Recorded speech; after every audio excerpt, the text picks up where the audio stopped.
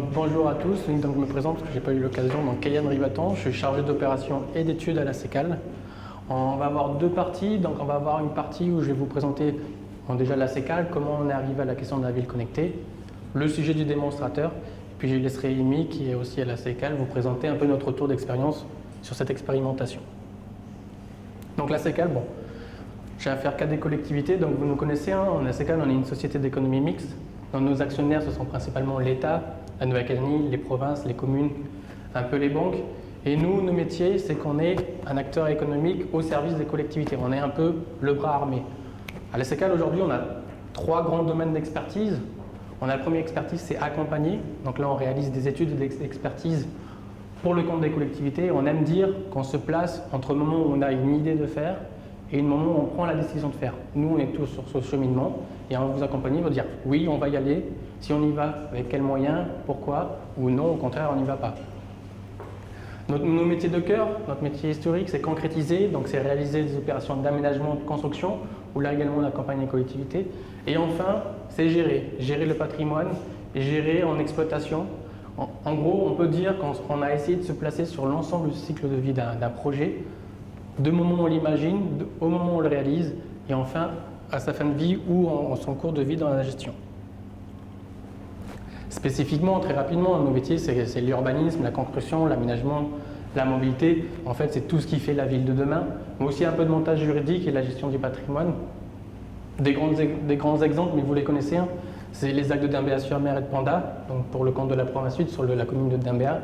C'est quand même, on appelle ça la plus grande ZAC de France, quand ça représente 900 hectares. On part de rien, 2003, on va dire quasiment 0 habitants. 2030, on va arriver à 20 000 habitants avec des équipements publics. On est en train de réaliser une nouvelle ville en moins de 20 ans. On a le projet de Néobus qu'on réalise pour le compte du SCNTU ou encore des grands projets territoriaux comme la réalisation du Medipôle. Donc vous l'avez compris, on est aménageur et notre métier c'est d'imaginer la ville de demain mais aussi ses usages. Donc le sujet a déjà été développé, hein, mais les nouvelles technologies, ça vient bouleverser tout ça, ça vient bouleverser notre mode de vie, puisqu'aujourd'hui on a tous un smartphone, on se déplace. Aujourd'hui on se déplace encore comme avant, mais on va dans des grandes villes, on ne se déplace plus en voiture, on a des transports en commun, on a des applications. Donc c'est des modes de vie qui sont bouleversés, mais c'est surtout nos métiers qui vont changer. Et on va être, si on ne se lance pas dans ce changement de métier, de toute façon on va s'y retrouver et on devra y aller.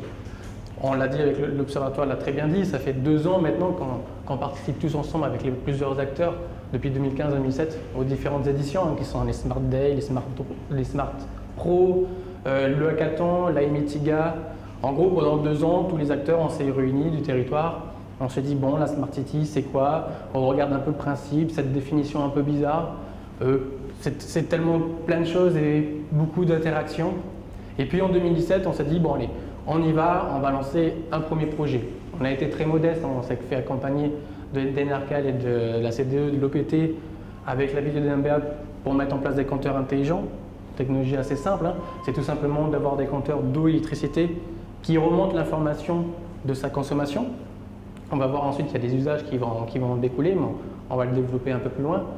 En 2018, nous on a commencé à aller plutôt sur le bâtiment. Le bâtiment, donc on est en train de développer le BIM, qui est une nouvelle façon d'organiser le travail autour du bâtiment. Donc on va travailler autour d'une plateforme numérique.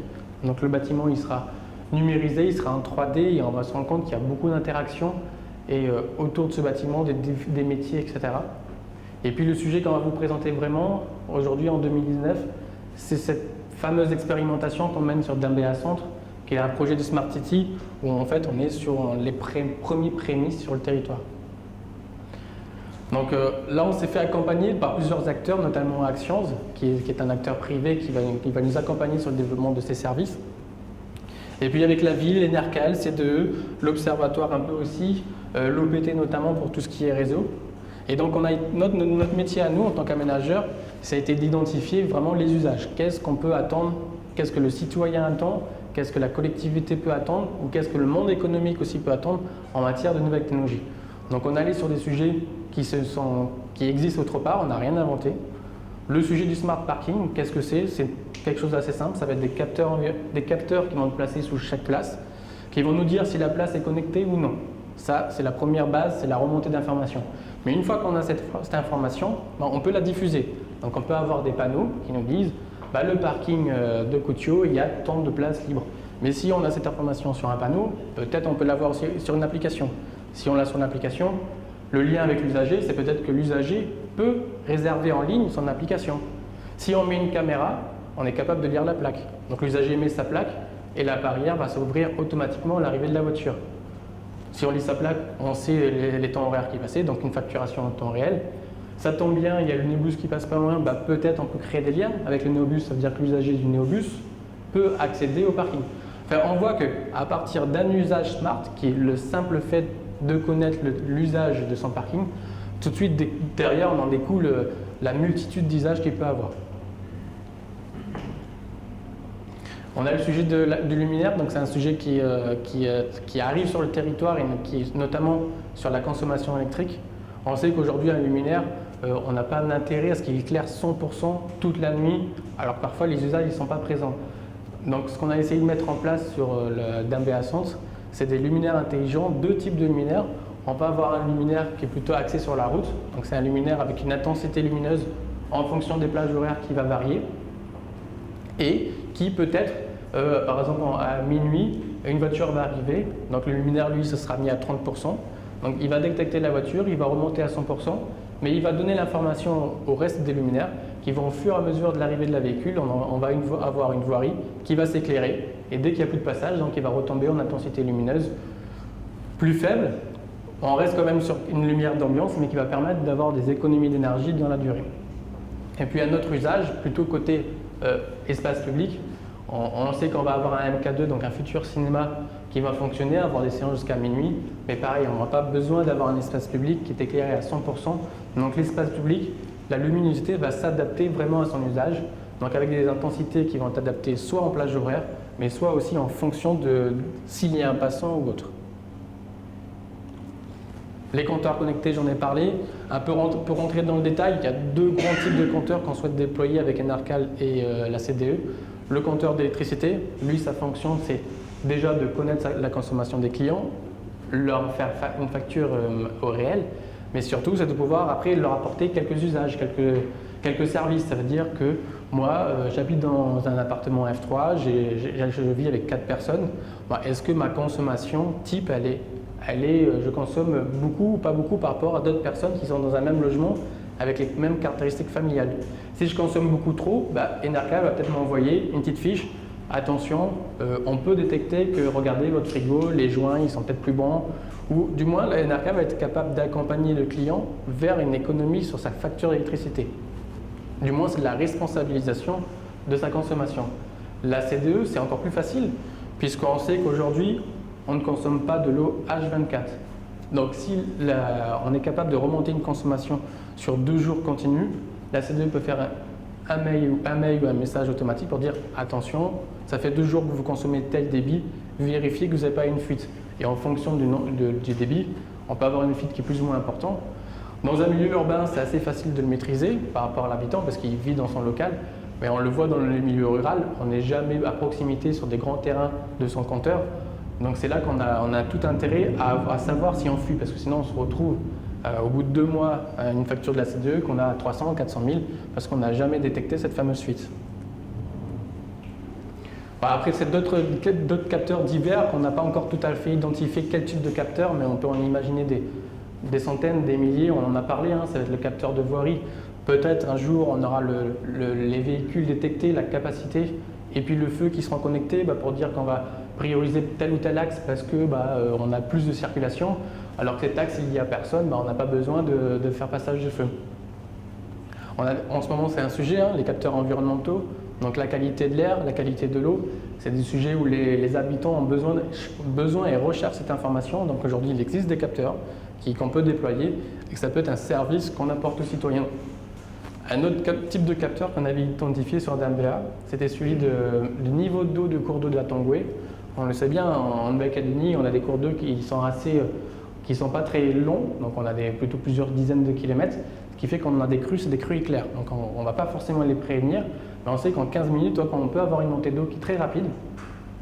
Ce qui peut exister, c'est des capteurs de hauteur d'eau qui sont placés à différents points du cours d'eau et qui nous disent attention, là, il y a une vague qui va arriver et qui envoie un SMS automatique aux habitants. Dans 5, 10, 15 minutes, vous allez avoir une inondation de telle hauteur, mettez-vous en sécurité ou autre. Et du coup, ce qu'on remarque, c'est que toute problématique, on peut avoir un usage derrière lié à une nouvelle technologie.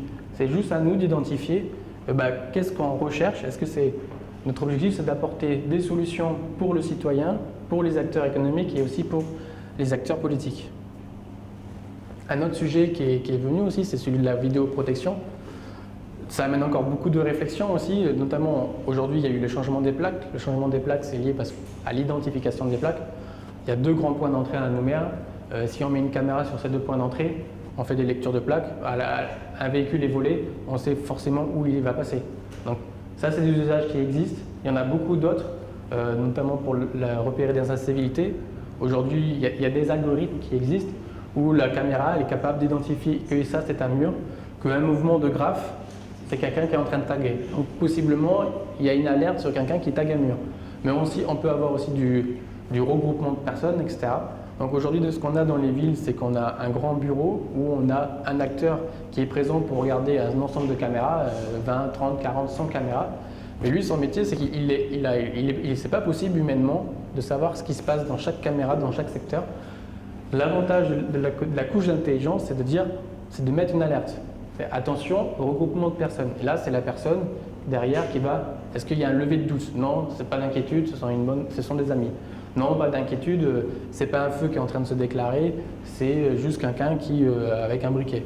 Voilà. Donc, cette couche d'intelligence est là pour accompagner l'humain dans sa tâche de tous les jours. En gros, c'est plusieurs usages qu'on va mettre en place dans le démonstrateur. Aujourd'hui, nous, on n'est pas des spécialistes. On n'est pas des spécialistes de la technologie. Donc c'est pour ça qu'on se fait accompagner par tous les différents acteurs. Et l'idée, c'est vraiment d'impulser un mouvement, de tester d'abord la technologie d'un point de vue technique et social, voir si on a les réseaux qui sont présents, voir si on a la technologie, si on est mature, si on a les entreprises qui sont sur le territoire. Niveau social, c'est voir est-ce qu'il y a une maturité aujourd'hui pour les citoyens, qu'est-ce qu'ils sont à la recherche. Et on a connu un peu le scandale des Linky en France. C'est quelque chose qu'il ne faut pas refaire ici. Ici, il faut bien prendre en compte que le citoyen, c'est lui qui doit être au cœur des usages et pas l'inverse. Ce n'est pas à nous d'imposer un usage à un citoyen. Donc on est bien sur d'identifier les besoins pour les habitants, pour les collectivités, de rassembler les acteurs publics et privés autour d'un projet innovant, de tester les nouvelles technologies et enfin c'est de créer cette synergie, cette envie de tester. En fait, c'est cette dynamique des nouvelles technologies. Mais l'idée, c'est que par le démonstrateur, on va développer les énergies et au fur et à mesure, chacun va monter en compétence. Je laisse Amy. Okay. Donc bonjour à tous, donc Amy Piron, chargée de mission à la CEGAL.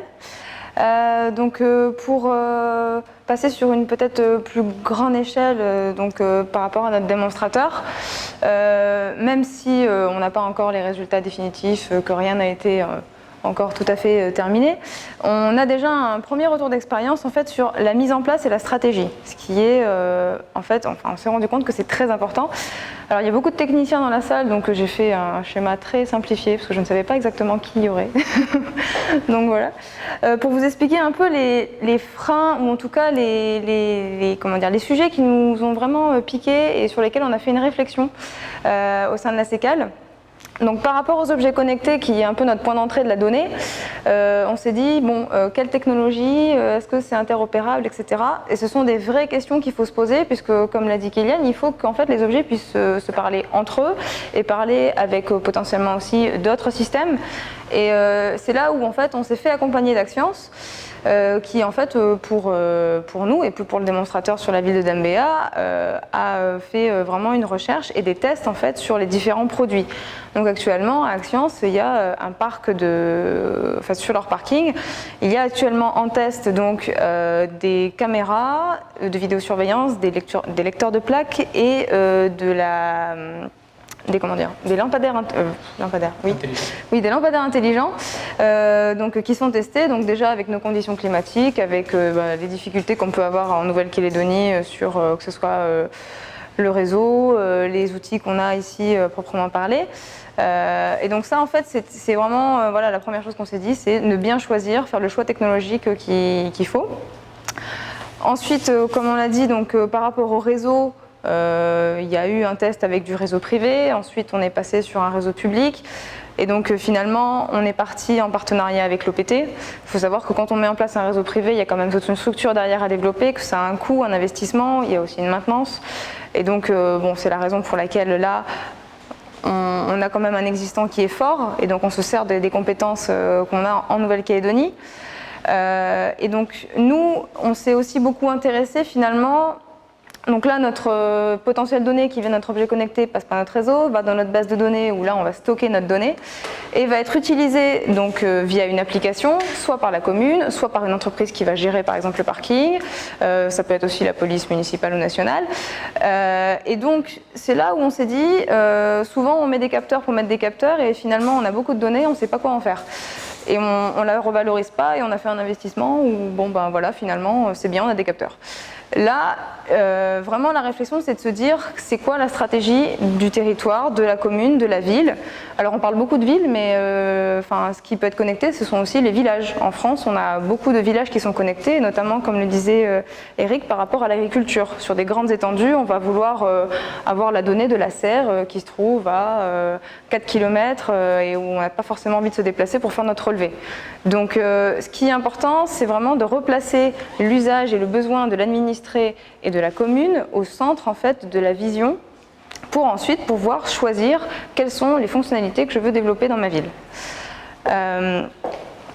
Donc comme je vous le disais, l'essentiel ce sont les besoins et les usages de la collectivité et nous maintenant, donc que ce soit pour le démonstrateur qu'on a actuellement avec la ville et puis pour potentiellement les autres projets qu'on aura, c'est vraiment s'appuyer sur 3 piliers indispensables qui sont d'organiser une gouvernance, c'est-à-dire quand on va mettre en place une ville connectée, on va s'adresser aux élus, à l'administration, mais aussi aux partenaires privés qui sont par exemple des grosses entreprises qui sont installées dans la ville pour essayer en fait d'avoir vraiment une cohérence entre toutes les fonctions et les usages qu'on va vouloir avoir. Ensuite, sur la ville connectée, on a aussi assuré la souveraineté de la commune, c'est-à-dire que ce soit le logiciel, les outils ou les données, ce qui est le plus important, la commune en fait est propriétaire de toutes ces données et de l'utilisation qu'elle va en faire. Ensuite, par rapport au dernier pilier qui est garantir une ville inclusive. Donc on parle souvent des smartphones qu'on a, accès au Wi-Fi, etc. Le but de la ville connectée, ce n'est pas de créer des fractures sociales ou numériques, c'est justement d'essayer de créer du lien grâce à des nouvelles technologies, mais en aucun cas on va priver quelqu'un d'un service parce qu'on va mettre une nouvelle technologie en place. Je prends l'exemple par exemple du Néobus. Potentiellement un jour on va pouvoir payer avec son smartphone le billet. Il ne faut pas que ce soit l'unique moyen de payer son billet. Il faut aussi garder le guichet, la monnaie, etc. Donc c'est tout ça en fait de penser finalement à la ville aussi. Et ça fait partie du retour d'expérience qu'on s'est fait grâce aux démonstrateurs qu'on a fait à Dembéa. Donc en conclusion sur cette première grosse expérience, à la CECAL on est quand même satisfait d'avoir créé une dynamique autour de la ville connectée avec nos partenaires, donc Axians, l'OPT, la ville de Dembéa. Nous, ça nous a vraiment permis d'améliorer notre capacité à accompagner et à répondre aux besoins. On a réussi quand même à se dire la prochaine fois, comment on fait pour s'attaquer aux soucis, se servir d'outils, parce qu'il y a beaucoup d'outils pour la ville connectée, il y a des matrices qui permettent de savoir quel va être vraiment l'usage le plus important, que ce soit pour le citoyen ou pour la commune, et après de pouvoir décliner en priorité et sur plus long terme de pouvoir savoir quand est-ce que je vais mettre ma solution en place. Et enfin, simplifier l'accessibilité à la démarche pour les collectivités, parce qu'en effet, c'est pas simple. La commune de Dembéa est une commune qui est assez grande, assez développée, mais en Nouvelle-Calédonie, on a beaucoup de petites communes qui, je pense, aimeraient avoir accès justement à toutes ces nouvelles technologies et qui se sentent un peu impuissantes face à toute cette nouveauté qu'est le numérique et le Smart City. Donc voilà, merci. Merci.